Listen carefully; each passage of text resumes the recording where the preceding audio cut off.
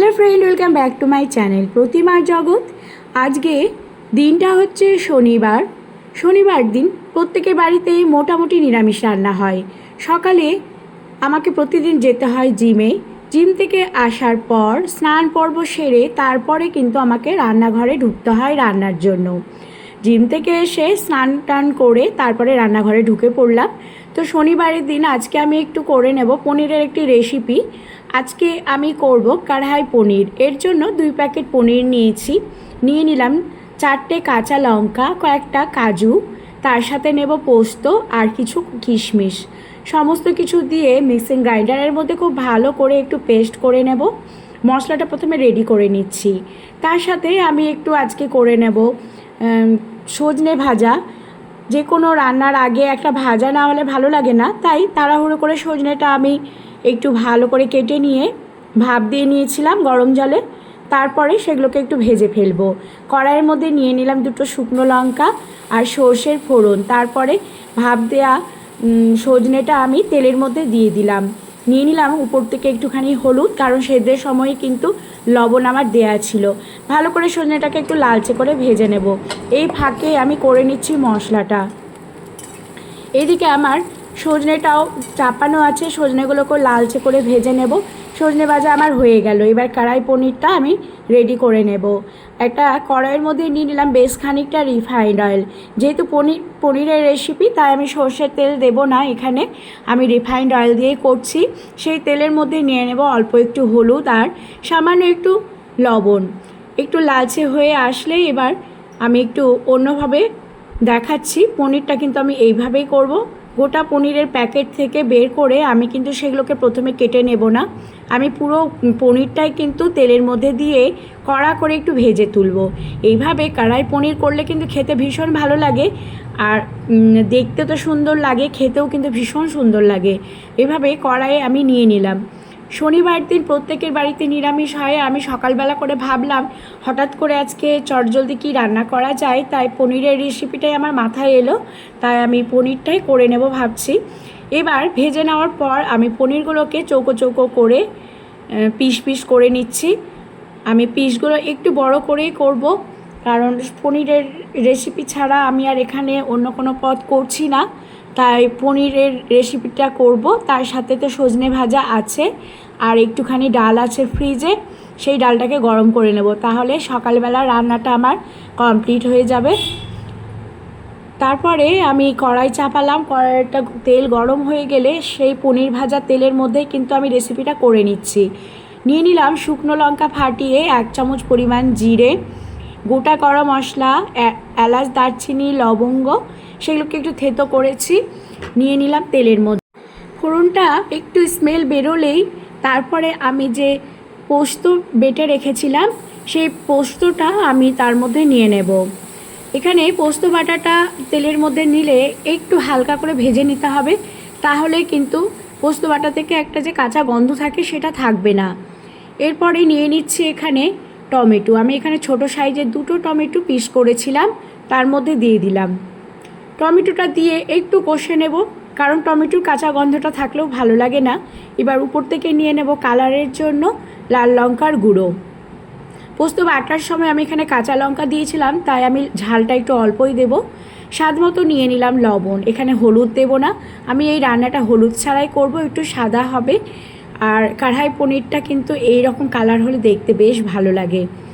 এবার আমার মশলাটা একটু কষানো হয়ে গেলে তার মধ্যে নিয়ে নিলাম একটুখানি ক্যাপসিকামগুলো একটু বড় সাইজের করে আমি এইভাবে পিস করে কেটে নিয়েছিলাম। তারপরে কষানো মশলার মধ্যে আমি ক্যাপসিকামটা দিয়ে দিলাম। তারপরে 2-3 মিনিট একটু ভালো করে এভাবে কষে নিচ্ছি। ক্যাপসিকাম আর টমেটোটা মশলার সাথে একটু ভালো করে কষে নিতে হবে। শনিবার দিন বা রবিবার দিন যে কোনো দিনই হোক না কেন, পুরো সংসারের কাজ আমাকে একা হাতে সামলাতে হয়। আর একজন আছে হেল্প করার জন্য, সে 2 বেলা করে আসে, করে দিয়ে চলে যায়, কিন্তু বাদবাকি কাজটা তো আমাকেই করতে হয়। আর এই গরমের মধ্যে রান্নাঘরে বেশিক্ষণ থাকা যায় না, ভীষণই গরম লাগে। আর আমার জিম থেকে আস্তে আস্তে মোটামুটি 9টা বেজে যায়। তখন তাড়াহুড়ো করে স্নান করে নিয়ে ঠাকুর ঘরে একটু পুজো করে নিয়েই আমি রান্নাঘরে ঢুকে পড়ি। এদিকে আমার রান্নাটা চাপানো আছে, কিছু বাসন জমে গেছে, সেগুলো বেসিনে আমি খুব ভালো করে পরিষ্কার করে ধুয়ে ফেলবো, কারণ যত কাজ জমে থাকবে ততটাই আমার সময় লাগবে।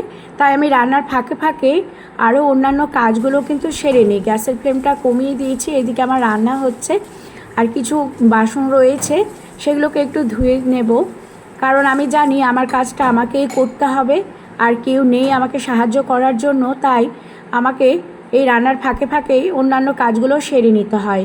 মশলাটা আমার কষানো হয়ে গেছে, এবার আমার পনিরগুলো, ভাজা পনিরগুলো যে পিস করে রেখেছিলাম সেগুলো সেই মশলার মধ্যে দিয়ে আরও 2-3 মিনিট একটু নাড়াচাড়া করে কষে নেব। পনিরগুলো প্রথমে এইভাবে ভেজে নিলে কিন্তু পনিরগুলো ভাঙে না, আর বেশ সুন্দর একটু টাইটও হয়ে যায়। আর পনিরটা দেখতে যেমন ভালো লাগে, খেতেও কিন্তু ভীষণই সুন্দর লাগে। এইভাবে নিরামিষ পদ রান্না করলে কিন্তু খুব ভালো লাগে খেতে। এইভাবে একটু কষে নেওয়ার পর তারপরে আমি এর মধ্যে নিয়ে নেব একটুখানি চিনি।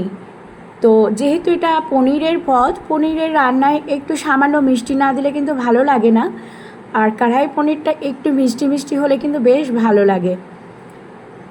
চিনিটা দিয়ে নিয়ে একটু নাড়াচাড়া করে নেব। তারপরে আমি নিয়ে নিচ্ছি এখানে কাস্তুরি মেথি 1 চামচ পরিমাণ। কাস্তুরি মেথিটা দিয়ে উপর থেকে ছড়িয়ে দিলাম, তারপরেও একটু ভালো করে নাড়াচাড়া করে কষে নিতে হবে। এতটাই চাপ থাকে যে এখন আমার ভিডিও নিয়ে আসার একটা প্রবলেমে দাঁড়িয়েছে, আর বিশেষ করে গরমের দিনে কাজ করতে করতে শরীরটা ভীষণই ক্লান্ত হয়ে যায়, এসিতে গিয়ে বসার মতো সময়ও আমার হাতে থাকে না। এদিকে আমি নিয়ে নিয়েছি 2 টেবিল চামচ পরিমাণ গুঁড়ো দুধ, তার মধ্যে একটু হালকা কুসুম জল নিয়ে ভালো করে দুধটাকে গুলে নেব। আমি এই রান্নায় জল ব্যবহার করব না, দুধ দিচ্ছি। অনেকে গরুর দুধ দিয়েও করে, কিন্তু আমি এখানে গুঁড়ো দুধ দিচ্ছি এই জন্যই যে রান্নাতে একটা সুন্দর মালাই টেস্ট আসবে, তাই গুঁড়ো দুধটাই চেষ্টা করবেন দেওয়ার। গুঁড়ো দুধ দিলে কিন্তু রান্নাটা খেতে বেশি ভালো লাগে। আমি এখানে 1 গ্লাস পরিমাণ দুধ নিয়ে নিলাম, তারপরে কিন্তু আর কোনো জল অ্যাড করব না। দুধ দেওয়ার পরে এইভাবে একটু ভালো করে নেড়ে নিচ্ছি। উপর থেকে 4টে কাঁচা লঙ্কা ছড়িয়ে দিলাম। আর বেশিক্ষণ রান্না করব না, মাত্র 2 থেকে 3 মিনিট একটু ফুটে আসলেই কিন্তু আমি নামিয়ে নেব। তারপরে একটা মশলা আমি এখানে অ্যাড করে নিচ্ছি। এই মশলাটা আমার বাড়ির তৈরি মশলা, এর মধ্যে রয়েছে ধনে, জিরে, লঙ্কা, তেজপাতা, মৌরি, গোটা গরম মশলা। এই যে মশলাটা বাড়িতে করে রাখলে যে কোনো রান্নায় পড়লে এই রান্নার টেস্ট কিন্তু অপূর্ব হয়, খেতে ভীষণই ভালো লাগে। আর বাড়ির তৈরির এই মশলাটা কড়াই পনিরের মধ্যে দিলে কিন্তু এর টেস্ট তো দ্বিগুণই হয়, খেতে অপূর্ব লাগে। মশলাটা আমি আর একদিন তৈরি করে দেখাবো। তো রান্নাটা আমার হয়ে গেল, অল্প সময়ের মধ্যেই আমি করে নিলাম কড়াই পনির। এবার এই পোলের মধ্যে ঢেলে নেব। একটু গ্রেভি রেখেছি, গ্রেভিটা কিন্তু পরে পুরোটাই একেবারে শুকিয়ে যাবে। অল্প একটু গ্রেভি আমি রেখেছি, কারণ আমার মেয়ে ডাল খুব একটা পছন্দ করে না, সে পনিরের একটু গ্রেভি দিয়ে ভাত মেখে খেতে ভালোবাসে। তো রেডি হয়ে গেল আমার এই রান্নাটি। তো বন্ধুরা, আমার এই রেসিপিটা কেমন লেগেছে অবশ্যই কিন্তু কমেন্ট করে জানাতে ভুলবে না। যদি ভালো লেগে থাকে অবশ্যই লাইক, কমেন্ট, শেয়ার করার জন্য অনুরোধ রইল। আরও নিত্য নতুন সুন্দর সুন্দর ভিডিও পাওয়ার জন্য আমার এই চ্যানেলটি সাবস্ক্রাইব করার অনুরোধ রইল। এই রান্নাটি কিন্তু ভাতের সাথে বা পোলাও, ফ্রাইড রাইসের সাথে ভীষণই ভালো লাগে। তাছাড়া এই রান্নাটি কিন্তু রুটি পরোটার সাথেও ভালো লাগে।